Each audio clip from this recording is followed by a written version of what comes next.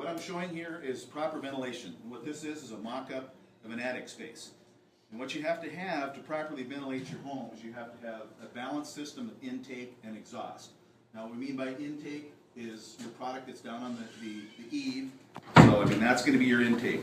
What you have to do to balance out the system is have a proper exhaust. Now your exhaust can be in the form of static vents, power vents, ridgeline. So what I'm going to do now is I'm going to fill this up with some special effects fog. And what this is representing is heat and moisture in your attic space.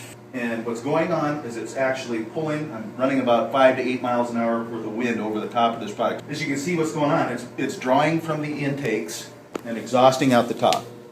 And that's exactly what this product's supposed to do. Okay, what we're going to do, we want to make sure you have a balanced system. When you're re-roofing an older home, a lot of them will have gable vents in them. And what you want to do is make sure that when you put a ridgeline product on a re-roof, that you go in and you cover up the gable vent, simply because what happens is it's not an infallible product. It goes to seek its nearest air source. And if that nearest air source is a gable vent right up here at the top of the roof line, that's going to act as an intake. So what's going to happen, it's going to draw from the gable vent and exit out the top of the roof, and you're going to have 3/4 of your roof line unsettled air, because it's not going to go all the way to the eaves and pull from there and take all the heat and moisture out of there. You don't want to have a ridgeline product and some static vents. You want to make sure that you've got an intake and an exhaust. If you have a gable vent, cover it up, because it actually will act as the intake.